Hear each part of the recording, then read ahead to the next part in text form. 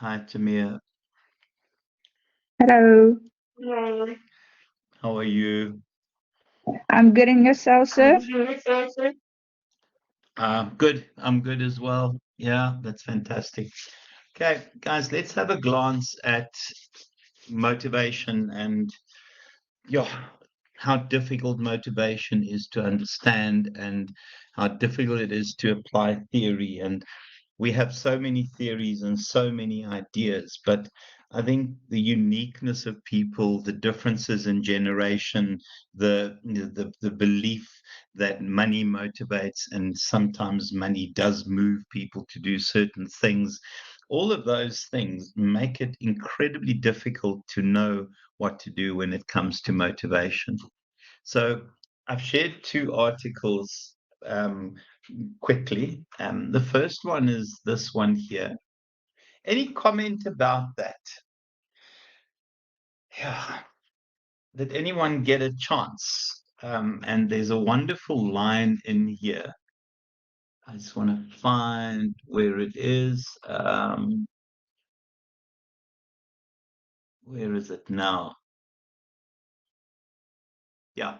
I found this quite interesting here. So visibility, being surrounded by other people who are fantastic, the need to almost keep up with a team that is filled with talent and superstars. I found that one quite interesting, just by simply moving underperforming employee closer to the top performing employee. It's almost that the energy rubs off on the other employee. Any comments about that? Any comments about that? Has anyone ever had experience with that? Because in terms of leadership, one of the powerful things that makes leaders really, really, really effective is the idea of visibility and visible leadership and managing by wandering around. I think so, Charles. To me, that is what the theory says. Um, have you ever noticed in class that people who are very bright tend to sit together when there is a face-to-face class? Think back to school. People that are really bright tend to cluster together in groups. And it's almost, I want to be sitting here because these are the people that will push my performance. These are the people that will make me work harder. I don't know if anyone's ever noticed that. Has anyone ever been part of the bright groups? Well, absolutely, bouncing ideas is a wonderful thing. I was in, yeah, I can say where I was. I was in Westville today, and they have submitted two assignments, honors level. Well, Tyler, I've seen your assignment where it's not surprising.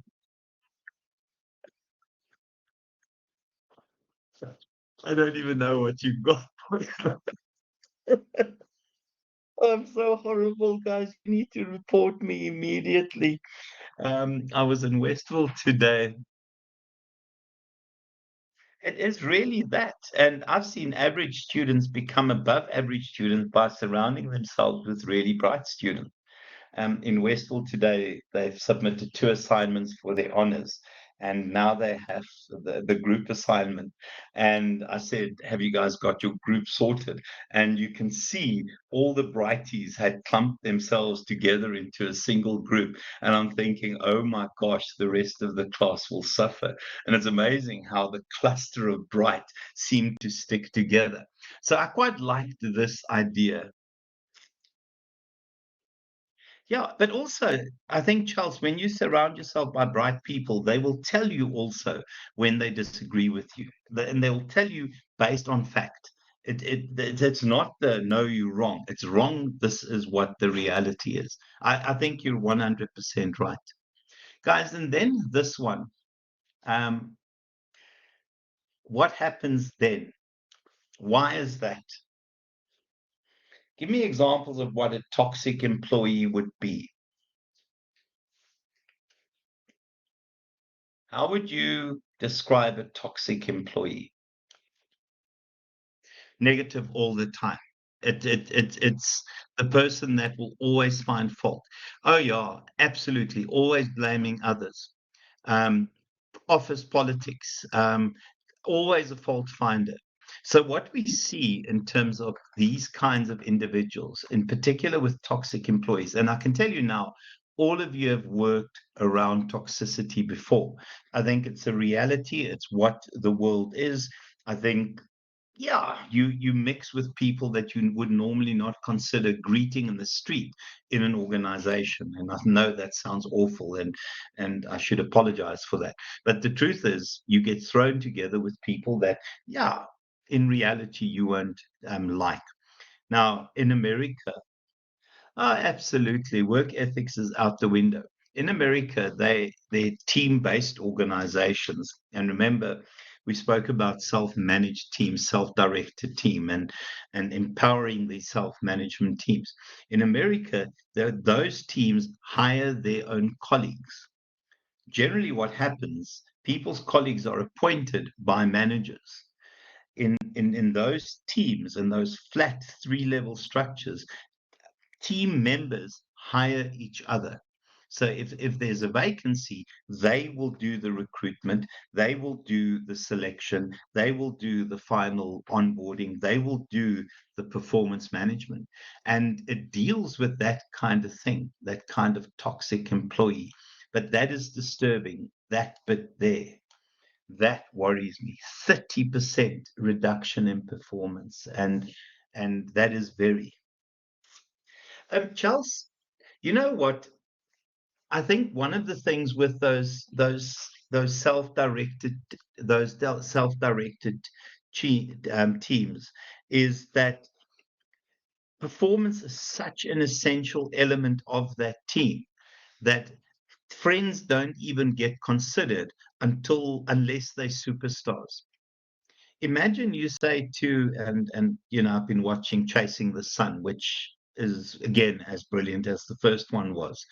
Imagine you say to the Springboks, okay, guys, we're not going to do the selecting. You do the next vacancy, and I'll call it that. Do you think they're going to choose a friend, or do they think they're going to choose someone? You see, so if you have a talented, high performing, and also, you know, when your performance bonuses depends on team performance, yesterday, I don't think we'll see nepotism. And if you see nepotism, then managers must take over again. Oh, without a doubt, Leah. Guys, and then just to say, it's not immediate. Remember that that kind of spill over takes a bit of time. The second one, and this one I put in because I disagree with it, but you know, this is my opinion, and the rule about opinions is I can support my opinions, but we'll discuss it. Any comments about that one? Any comments about that one?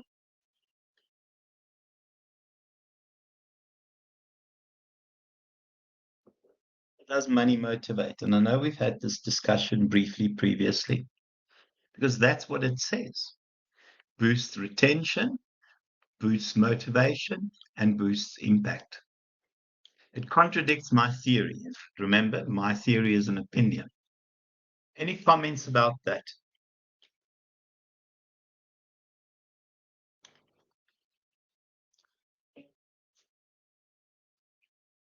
Yeah, and I always believe it's a short-term motivator. It is it is a wonderful article though, guys. It is very, very clever. I believe no, but absolutely. The problem with that is, yeah, the problem with that is I if I look at the definition of motivation, I think it's something internal. I think it's something that is excitement. I think it's something that is passion. And I think money will make you do things you normally wouldn't consider doing. For me, it's about the job. So this is an interesting one, and the reason also why I shared it. It can work, but if you look at the impact of that individual, if you look at that job as a calling, The money is recognition. It's not the reason why you do it. And that's why I think money makes people do things they would normally not consider doing. They would normally find abhorrent to do. Has anyone ever taken a job because of the money?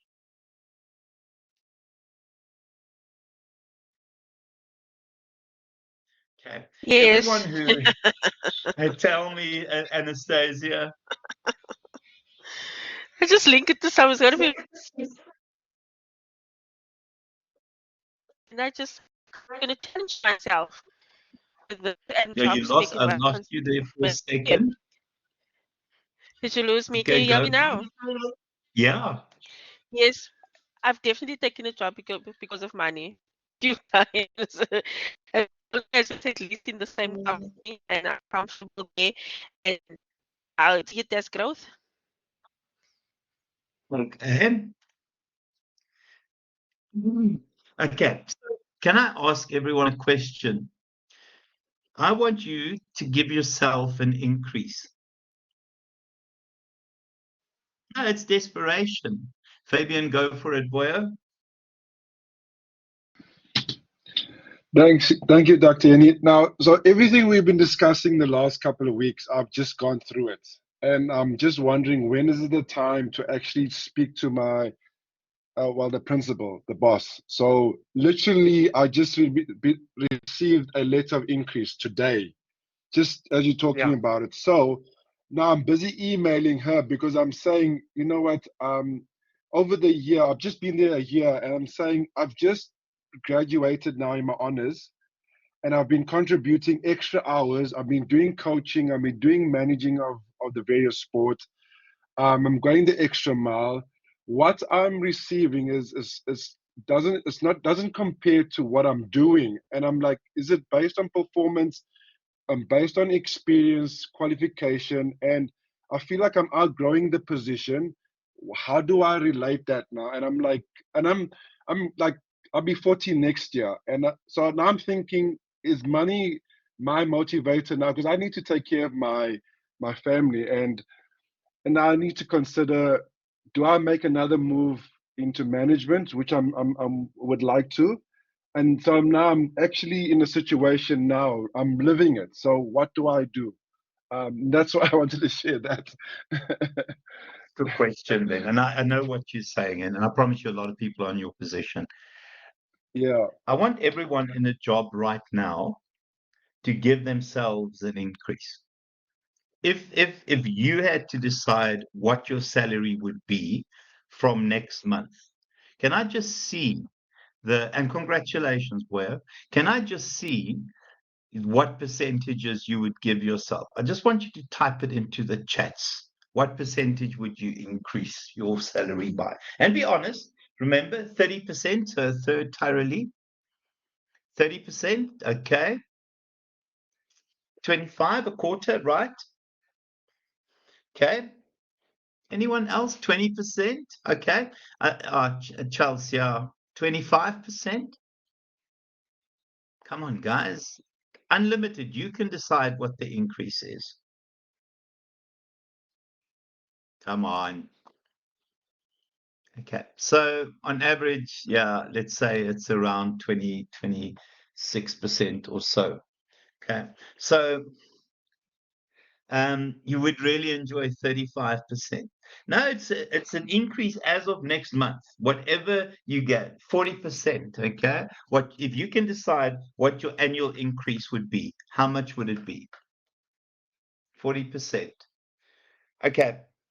I'm surprised no one put 50%. Who would like 50%? Put it down. It's an experiment, guys. Okay, a quarter to a third, 50%. Okay. Right. So let's say you get that new salary. Anastasia, 50%, 10 to 15, interesting. 50%. So okay. Right. And I'm going to start from the top. Russigan and Walter and who else? Anastasia. If you get given a 50% increase, would you increase your work by half? Would you increase your level of performance by half? Yes, I would. Those of you, would you? Mm. So you telling me that you're actually stealing from your If it's 50%, organization right yes. now because you're not.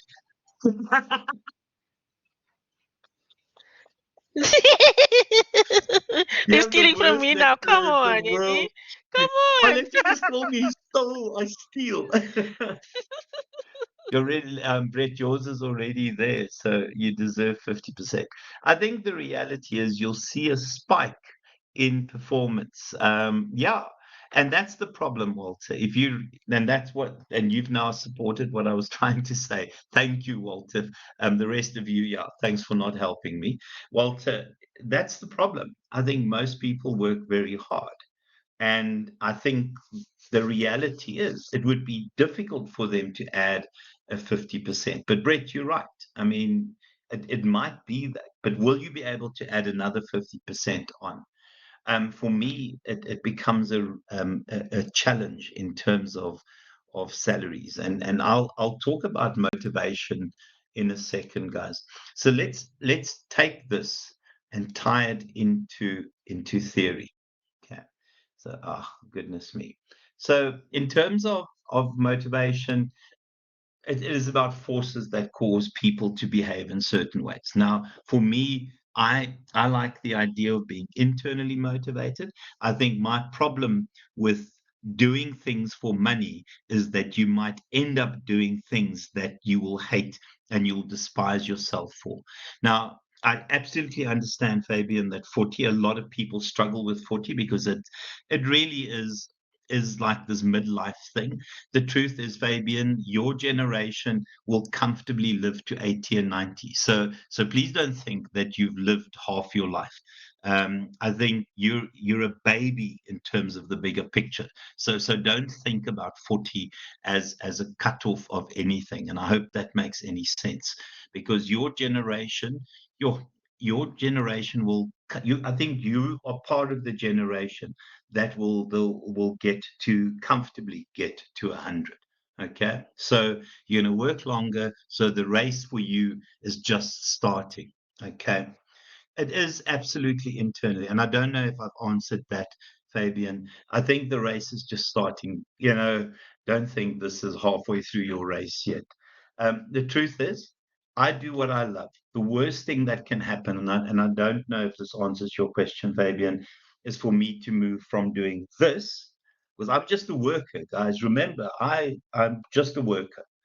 Moving from this to becoming, I don't know, a principal or a, because I was asked once if I wanted to be principal, and I thought, are you insane? And I think we've spoken about, my view of what a career is. I think you must do what you love. I would hate being a bloody principal. I would despise being a principal. I do my money, and this is, yeah, and I know this is going to sound stupid. If you do what you love, the money that is a consequence of that will be enough. I don't, I don't work for money. For me, money is a consequence of doing what I love. I hope that makes sense. Yes, I don't know if that makes sense. For me, you don't do things for money. Money must be a consequence of doing something you love. And let me tell you something. When you do something you love, and Brett, I think you said something earlier, that the money will come. The money will absolutely come. For me, when you start doing things for money, I dread to think what people will go and do. I have a friend, he died a few years ago. He, for money, yeah, I know. Sorry, I'm reading it on the inside of Chappie papers. Yeah. Please don't call it wisdom. I had a friend who died a few years ago, and what he did in the, I suppose, 90s, 80s, he became a mercenary because of money. He was so mentally disturbed from being shot at, fighting in wars, that the money wasn't worth it. People, children murder their parents for money. You know, you're not motivated to murder your parents. You move to do it. For me, you do something you love, and the money must be a consequence. Okay, guys, in terms of motivation in the workplace, I think the first thing is that motivation is a wonderful idea, but motivation is just one part. The fact is, when we focus on motivation, we forget why the person's in the organization, and it's about performance. So for me, motivation, and you'll see a theory that ties in to this wonderfully. It's the the expectancy theory, and we'll get there. Is it has three components. You have to have the energy, the desire, the want to be, but also it's fantastic to have the most want and desire and energy, but you have to have the ability. I mean, I can run every day 100 meters for the rest of my life. I will never be able to run as fast as Usain Bolt. So the motivation may be there, but the ability has to be there. In terms of the jobs we do, these are your skills, your competencies, your value adds in terms of those kinds of things. And I absolutely love what Charles said earlier.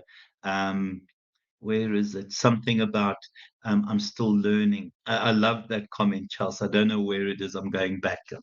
And then, guys, the work environment. You can have the best motivation, you can have all the skills, but when you're given crappy machinery to work with, or when you're given rubbish to try and create magic, it's not ideal.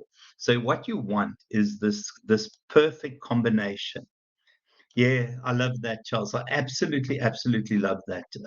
For me, that is a lack of comment. So for me, the reality is you need the magic mix between those three things. Motivation on its own is useless. Ability plus motivation, slightly there, but you need the right work environment.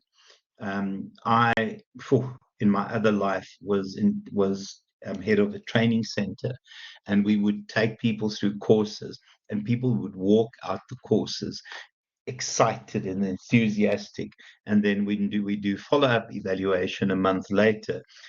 All that enthusiasm and excitement is gone because they got back and their managers said to them, I don't come with that new nonsense here. That's not how we do things around here.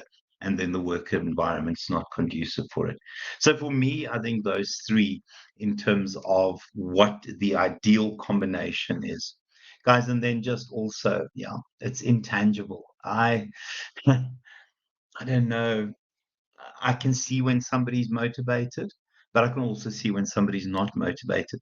But can't tell you what I see. I can describe the energy, etc. But it's something that is very difficult to grasp. It's something very difficult to define, in my opinion.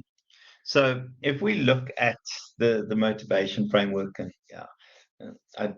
this has been taught so long, I get irritated teaching it, but it talks about a need or deficiency. So in terms of Fabian, he has this need.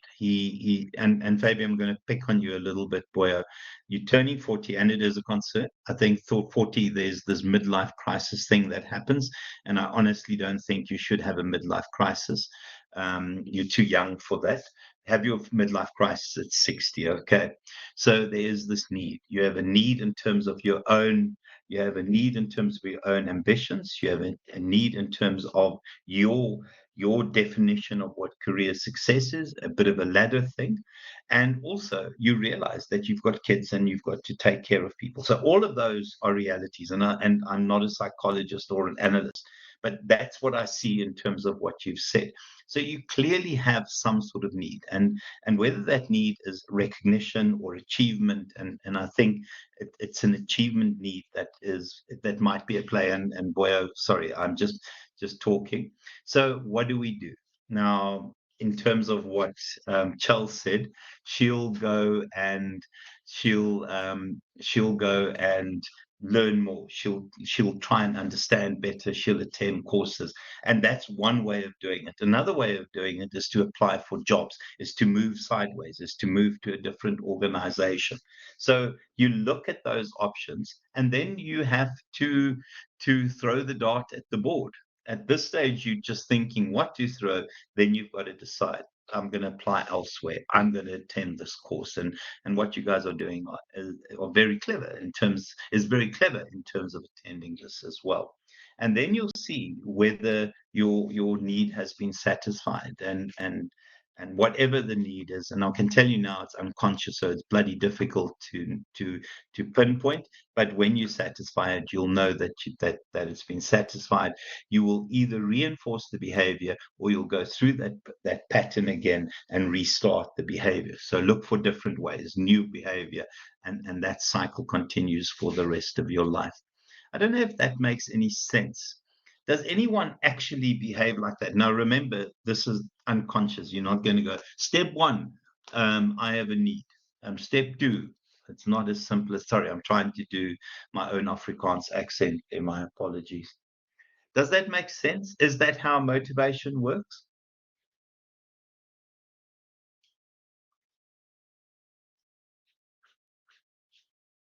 So the reality is that is a model. It's a suggestion in terms of the steps. If we look at some of the old approaches, the traditional approaches, yeah, and note the word there, traditional. It's about incentive-based systems. Frederick Taylor, you guys might remember, is the father of Taylorism, is the person that said everything can be measured and the jobs must be broken. But Tanya, that's absolutely fine. The fact that you realize that you need to evaluate more is just an indication that what you've done is not working for you. It's as simple as that. So in terms of Taylorism, remember he said every job can be broken down into the smallest component bits, and then you get people to practice their bits and get perfect at those bits, and it is ultimately the thing that would have taken us to the first production lines. And we remember Henry Ford brought in the first production lines. There are too many factors there, and remember we spoke about this, the human relations view. Remember we spoke about that in terms of which experiments, guys? Can anyone remember the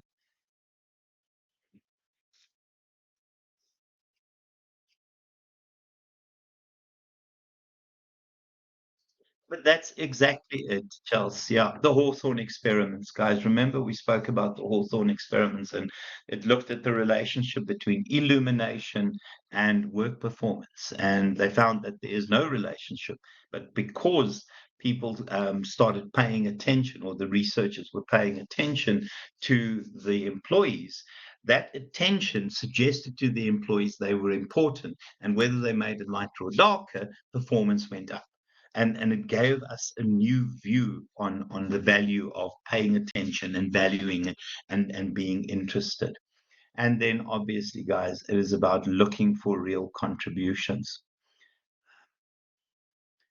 So in terms of the content perspectives, now again, what I say might indicate the wrong thing, that I'm against it or for it, but I think the content perspectives view motivation as instinctive. It views motivation as animalistic. I'm hungry, I'm motivated to eat. I'm thirsty, I'm motivated to drink. I'm lonely, I'm motivated, and I'm being recorded now, so I can't tell you my joke. But it's that kind of thing, very instinctive, very animalistic. It's almost entry level motivation. And I think we see some elements of it. But I think, well, Tyree, if it's implied, I'm happy. I don't know. Maybe tonight is the night I get fired. I can't even, because I want to tell the joke, and it's so bad because somebody will listen, because it's open, it's available on YouTube. I wish I could tell my joke. Okay, so guys, in terms of content approaches, I think the truth is that it is about an instinctive way. And then these theories. Yeah, this one as old as the mountains. Not based on proper theory, not based on proper research, based on a number of assumptions. And yeah, the truth is people still default to it. And remember, I said, I'm sure we discussed this, the first issue with it is that needs are not satisfied in a hierarchical order. And it simplifies what a human being is, but that's also its strength. The fact is that it gives us an idea of what we can do to motivate an employee. So we can see here physiology-based salary, and then security, yeah, the idea of safety, friendship, belongingness, status, and then achievement, the challenging job, and autonomy and recognition, and all those kinds of things. I think I did say to you guys when we went through this for the assignment that where you see this at best at play is in Survivor. The first thing they do when they get on the island is they look for food and water, well, at least water. And once they've done that, they build a decent shelter, your security one. Then the game begins. Then the game and the maneuvering and friendships form, etc. And then the rest follow in terms of, becoming a team lead and being the winner of challenges. So at that basic human element, at that baser element of being a human being, we can almost use this. One of my favorite additional interpretations was the bit that was stuck at the bottom. Can anyone remember what the UN said is as important as those kinds of survival needs for humanity now? It came from the UN, and they argued that it was a basic global need. Anyone remember? Come on. If you think of what else is a basic human need now, what would it be? Bloody oh my gosh. Sex. Yeah, I think sex might be physiology. Oh, I have another comment, but again, I'm being recorded. It's the bloody internet, guys. What, Brett? You think it's a joke? It is Wi-Fi. It is the internet. The UN believes that access to the internet is a basic need, and it was interesting, and they had stuck that at the bottom of of Maslow, and they said the internet. Yeah, no, oh gosh, yes. Fabian, the midlife crisis is seriously happening. Boy. Harley Davidson and a young cherry soon. Okay. Um, right, guys, in terms of ERG, and we said it is a variation. It's an adjustment of Maslow, and it tries to address some of the slightly weaker elements within Maslow. Um, it recognizes the facts that needs aren't satisfied in a hierarchical fashion, and also recognizes that many needs can be present at the same time. So the three needs, and it really is a summary of Maslow: existence, so your physiological security needs, friendship, belongingness needs, and then growth. And then what happens is, if one of those elements is frustrated, you'll focus on the other elements. I'm not going to go through all of these because we definitely did this in prepping for the assignment. The two-factor theory, also very, very questionable research methodology that goes into it. And in terms of the research methodology, a lot of assumptions and leaps and assumptions were made. And yeah, so it said that there are two essential elements in terms of motivation, and that motivation had two different continuums. So the first one is the satisfaction, no satisfaction, those things external to the job, And then the motivating factors, once you've sorted out the foundational stuff. So once you have decent supervisors, decent working conditions, people get along, you give them a reasonable salary. Here, money doesn't motivate. Remember, Charles, I've not even looked at it. It's this weekend's problem. And then reasonable company policies for motivation. That's what we do. So you have to do the foundational stuff first, and then you focus on the motivators. Yeah, and Charles, to just say, I had several different assignments from different groups come in. So yeah, I would imagine Saturday it would be marked. Did we discuss Hertzberg when we prepared for the assignment? I can't remember, guys. Okay. And then, guys, okay, briefly, but I think, yeah, Hertzberg, you would have seen so many times, guys. And then this one, remember, I showed you guys those pictures that people use in therapy, the thematic apperception test. And this is based on the thematic apperception test. You guys can have a glance at it again, but we definitely looked at this. And out of that, the 3 elements. So need for power would be someone who wants to be large and in charge. So Donald Trump would fit that absolutely perfect. Need for affiliation is the kind of person that gets richness out of doing things and helping things and being around other people. So someone like Mother, or now Saint Teresa, someone like Lady Di would have fit into that. So the focus is about teamwork. It's about helping each other and getting riches out of helping others. And their need for achievement is someone like Richard Branson that constantly challenges himself, that constantly pushes the envelope in terms of Virgin. Right, now we did that.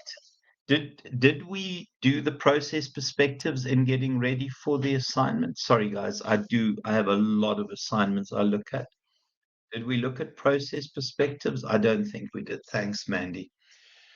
So if we look at the process perspectives, the main difference between the content theories and the process theories is that the process theories argue that people aren't as animalistic and as instinctive as the content theories suggest.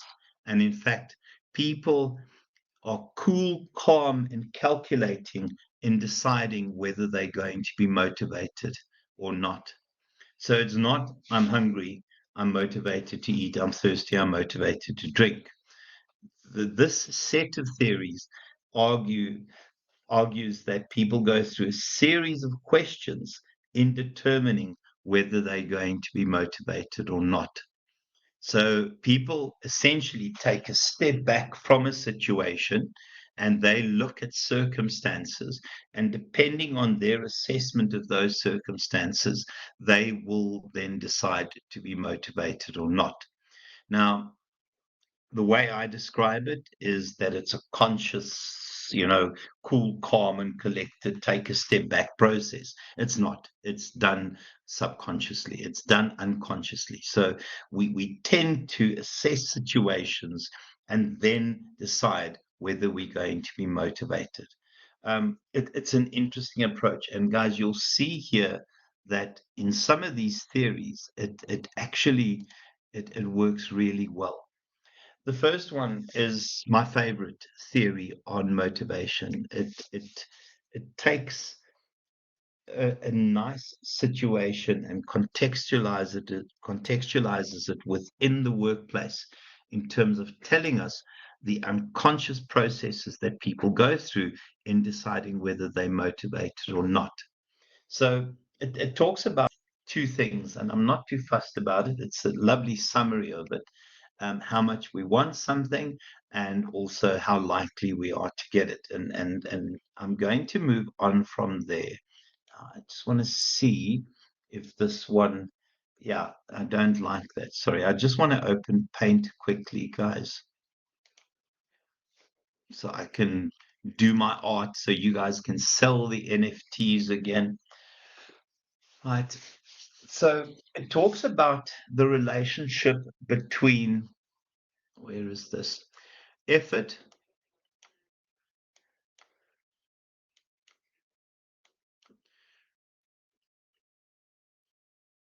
performance,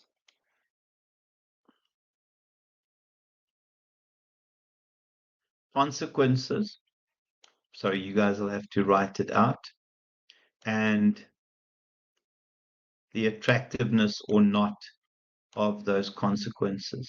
I know it doesn't make sense now. So what the expectancy theory says is that people go through a series of questions in deciding to be motivated. Okay. So that thoroughly is selling again. Here comes Picasso. So people go through a series of questions deciding to be motivated or not. So the first one is the likelihood of that relationship. If I put in effort, I expect to perform. Is that always a positive relationship? Is that always a positive relationship? Where when you believe I put in the effort, I will be able to perform. Is it always a positive relationship? Yeah, spot on, spot on. Can I ask, and I want people to be honest here, who cannot do math? Who cannot do, who first of all did math lit at school and were useless at math core and did math lit? And there's nothing to be embarrassed about it, guys. The fact that I did higher grade and could do math does not so horrible.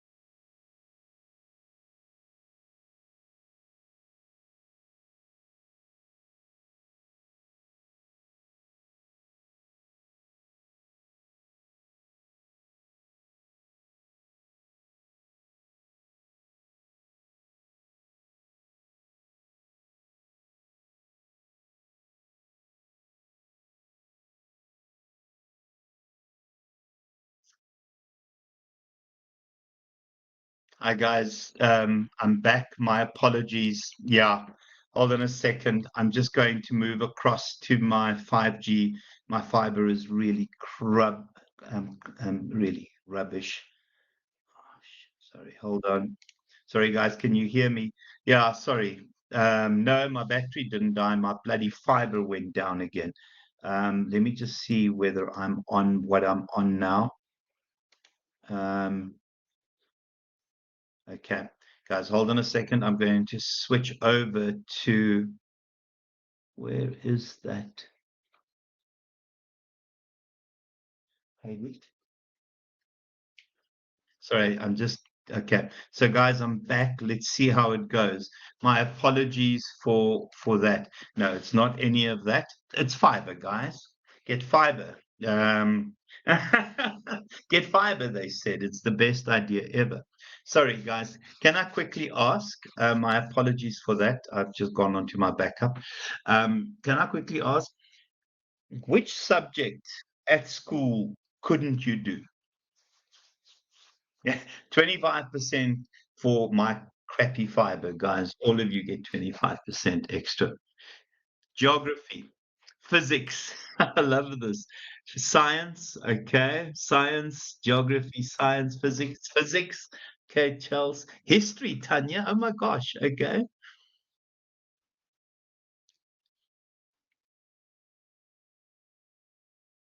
Math. Okay, somebody who's Tyrolee. No, we'll get you to get 80s here. I promise you that. Geography, pure math. Oh yeah, Anastasia, math as well. And I'm going to just simply use math as an example. I think when you have a subject that you believe you cannot do, you get to the point where you believe no matter how much effort I put in, I will not be able to perform. I don't know if that makes any sense. There are certain things. I am the Afrikaans Fabian. I am I have the least technical capability out of anyone in the universe. So whenever I have to do anything technical at home, by the time I get there, I've convinced myself I can't do it. And it is a disaster. So what often happens in organizations, people get to this first stage and they realize no matter how hard they try, they're not going to be able to do it. They just believe.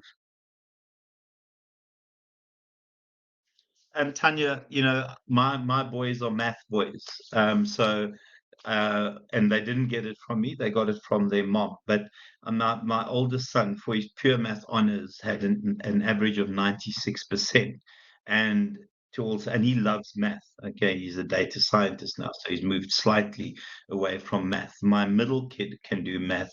My youngest kid, all higher grade. My son in matric for math. He was highest in Maritzburg College. It was 97% average for matric math, which was also his mark for physics, guys.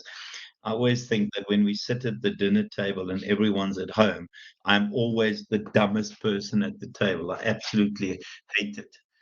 Okay, guys. So the first one, I think people convince themselves that they can't do math, and you're right. I think Tanya, you said, hey, that your mom's a math teacher. In organizations, it happens as well. And without sharing too much, remember what happens in class stays in class and all that other stuff. Give me an example of a job that no matter how much effort you put in, you will be poor at it.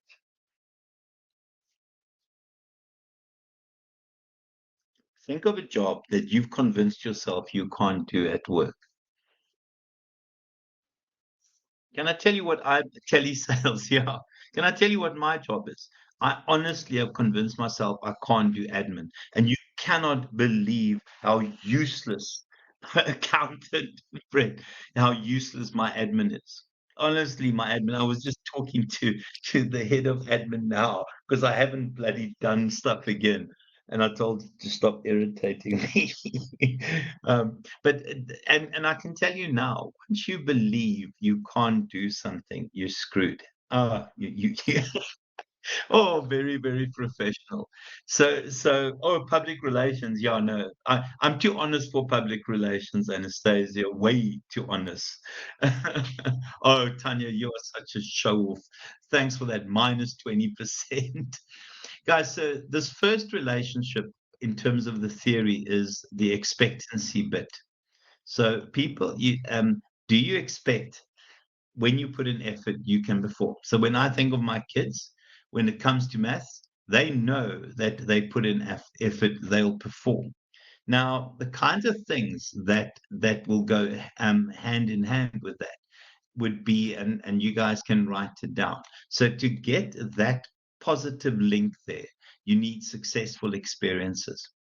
All of you have played games before, online games, PlayStation games, etc. I always find it amazing that in every game you get to a point where no one can go past, and someone will say, okay, this game, no one can get past this, impossible. Every game has that point. I don't know if anyone is a gamer here or has given up on a game where they've got to that point. I think what happens is, and I've seen this happen, is you get to this point, but if it's a group of friends that play the same game, the first time someone else gets past that point, you actually believe that it's not impossible. Every game has that impossible stage until someone gets past it. And the moment someone gets past it, other people will go past it as well. Because immediately you start realizing that this is not as impossible as I thought. So the first one is a successful experience. So as a manager, your job is to make sure that you give people as many successful experiences as possible.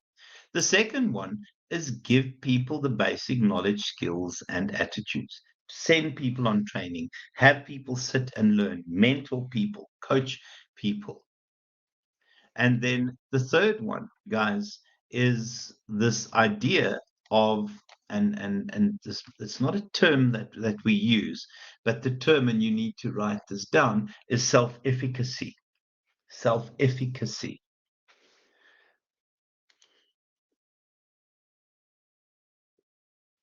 Sorry, I'm just typing it. I know you guys know how to spell self-efficacy, and there should be a hyphen there. What does the term self-efficacy believe? I suggest. So can I just say, when we talk about the efficacy of a medicine, it is how good that medicine is, how well it works. What is self-efficacy then? What does self-efficacy suggest? Guys, self-efficacy is a belief in your own abilities. Self-efficacy is this belief in your own abilities. I love that. Believing in your own competence, believing that you can do a task. Guys, so self-efficacy has a lot to do with self-image. It has a lot to do with these other bits and pieces, skills and knowledge and success, but also the belief in your own abilities. I think sometimes when people say they can't do math, it's because somehow someone's convinced them that they can't do math. I get incredibly frustrated at schools because teachers want 100% pass and they want a lot of A's for math. So what do? They move kids down to whatever math lit. They move people to math lit because it's easier to get people to pass math lit and they won't put in the effort. And I know that's not fair, but I really believe that that's the case.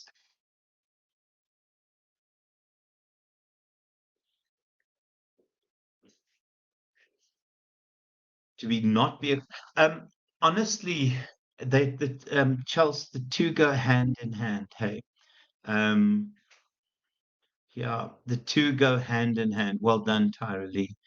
In my mind, Charles, those two go hand in hand. I think self-confidence and self-belief go hand in hand, but also remember, self-confidence has many facets to it. You know, self-confidence, some people, self-confidence is walking into a room and owning it. For other people, self-confidence is a comfort in their own skin, is a comfort with who they are. You know, not everyone is going to be an extrovert. So self-confidence can come with being an introvert as well. Okay. So for me, they go hand in hand. But remember, it has to be the right definition of self-confidence, because a lot of people, self-confidence and the way they engage with the world, I think, is all a facade. It's the mask they put on. Okay, so guys, the first one, the expectancy. If I put in performance, I expect to achieve. If I achieve, what are the consequences? What are the consequences? So, if we look at that, what are the consequences? So, the second one is, and it's instrumentality, guys. Instrumentality. You need to write that out. And it essentially is sorry, idiot. My performance is instrumental in determining consequences. My performance is instrumental in determining consequences.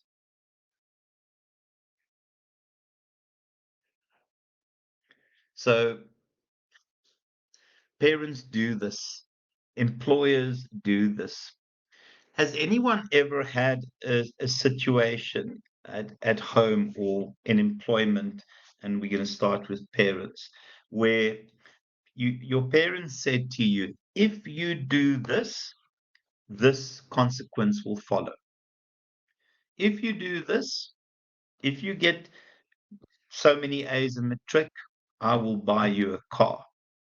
And then they don't do that. And then they don't do that. So what parents do is they make promises of certain consequences. Yeah. And then they don't do it. And it becomes empty promises. It becomes empty promises. And the moment you do that often enough, guys, people don't believe that the consequences will happen. Managers do this.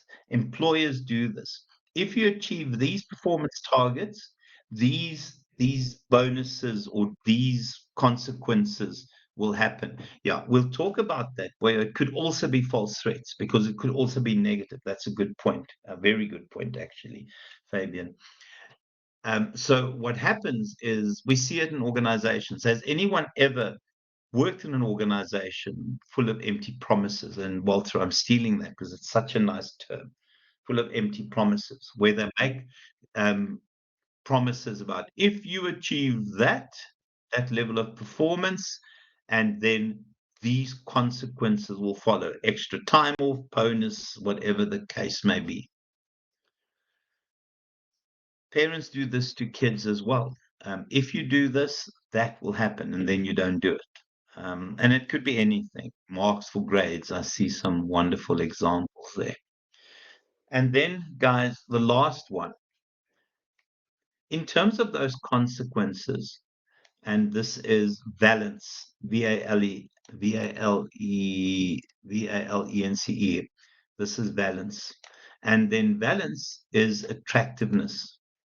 It's the question of how attractive those consequences are. Oh, Charles, it happens. Parents try their best and then they think, oh, well, what the hell? You're the third child. We've had 2 goes already. That's so horrible. And then, guys, attractiveness. We look at attractiveness. Not everyone will find the same consequences attractive. Not everyone will find money attractive. Some people will find time away with their family attractive. Other people would find a free holiday attractive, etc. So the consequences and then the attractiveness, and that is the value someone will see in those consequences, the valence. Guys, do you mind if I go slightly over? Oh, shucks, I've already gone over. I think we know that we have to go a bit later because we've got a lot to cover. So organizations that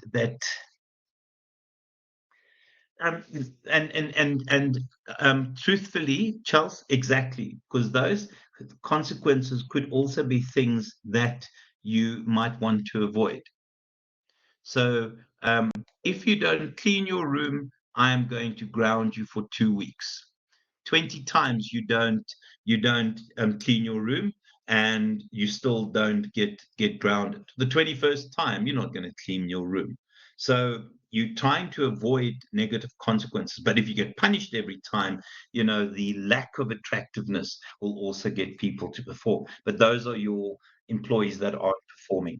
So in the magic world, each of your employees, you would know each of your employees have great self-efficacy.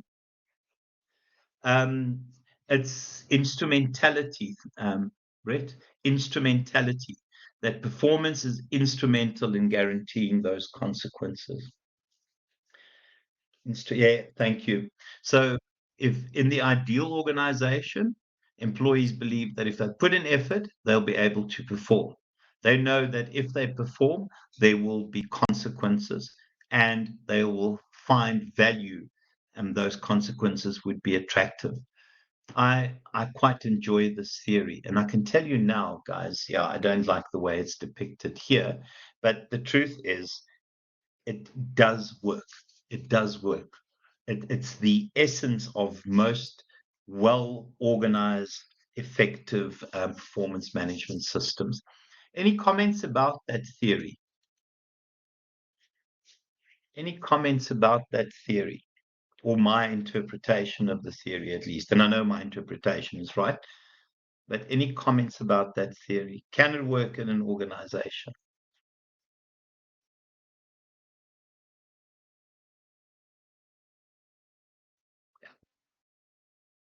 I quite like the theory, guys. It really is one that exactly, Tanya, it takes and makes things more realistic. And just remember, the consequences could also be negative consequences that employees must avoid, and that's generally for employees who aren't performing to improve their performance. Yeah, you can have a look at that, guys, and I'm not too worried about that. Is a nice summary of it. Okay. And then in terms of what I had drawn, effort to performance, and then efforts to outcomes, and the outcomes, let's use the term, the attractiveness of those. I prefer my interpretation, but this does the same thing. It just adds one fewer step to, or one less step. Mine makes more sense, to be honest with you, guys. Yeah. Okay, I'm pretty sure that balance isn't spelled like that. Okay, no, balance is with an E, guys. I don't know what the hell that is. I'm not going to go through that. You guys can have a glance at those. Okay. Oh, without a doubt, boy. Fabian, it doesn't just work for organizations, it works for individuals. Absolutely. Okay, guys, and then yeah, what was quite interesting, there was an addition to the theory, and essentially, this suggests that you only reward those individuals that are your top performers. So one of the dangers with rewarding everyone is that you might promote mediocrity. And what this interpretation says is, in order to rid your organization of mediocrity, you almost condition your employees to realize that we don't accept average, and that if you want those nice consequences, we want high performance. A very, very clever interpretation of the theory. It almost takes the theory and says, right, let's look at ways of conditioning people to perform, guys. And yeah, it essentially re-looks at the relationship and the causes of relationships. So it says that expectancy says it will have high performance, but in terms of Porter and Lawler, it becomes this virtuous cycle. Essentially, that high performing employees will become more motivated, and it becomes this positive cycle. Right, guys. The equity theory, and I've waited a bit.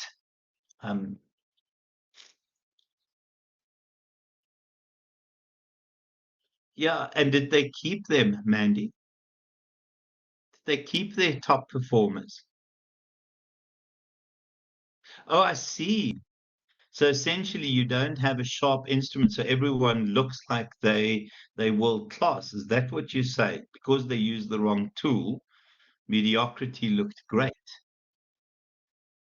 Oh my gosh.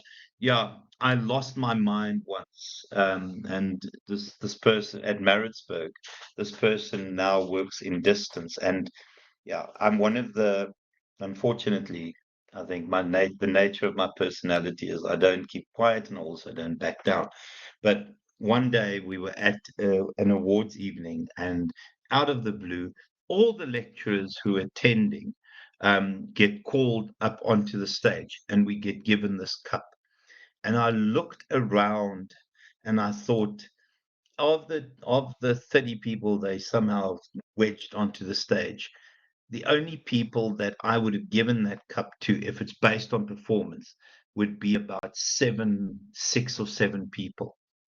And that kind of blanket, oh, you all great.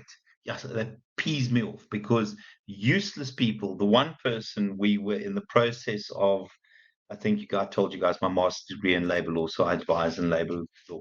The one person we were in the process of dismissing, and he as his argument said, well, you've just given me a cupful performance, how dare you say that I'm not performing? It is the most stupid, here's a KFC for everyone. What an idiotic idea. Fabian, I think you're also having this problem, and I think, Brett, you're also having this problem. It's the equity theory. The equity theory says that every person looks at the relationship between how much they put into the job and what they get out of it. So people constantly compare themselves to others doing exactly the same thing. So it is that kind of input output. In terms of the equity theory, it is you look at your own input, your own output in terms of salary, and you compare it to other people. And sometimes you compare it with people who do less than you and earn more than you. So then you have that kind of inequity.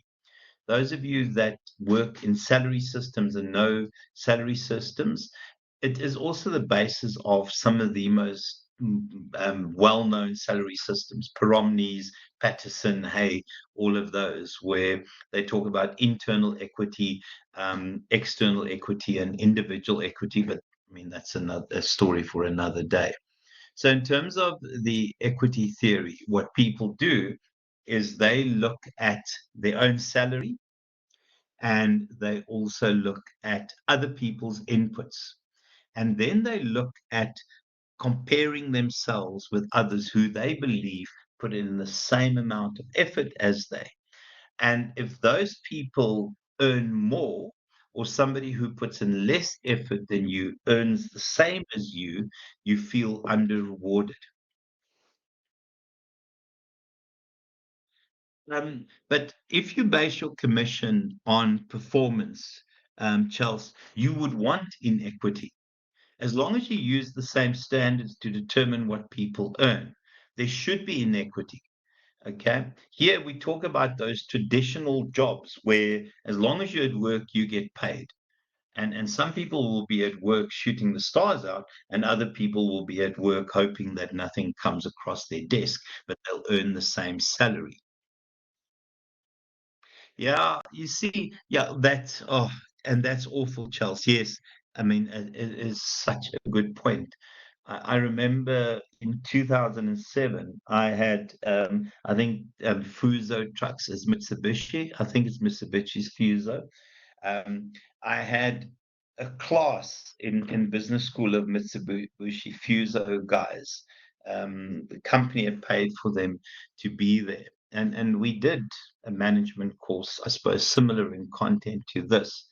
And in 2007, they were selling so many trucks that they couldn't keep up with demand. The production line couldn't keep up with demand, and they were earning huge salaries.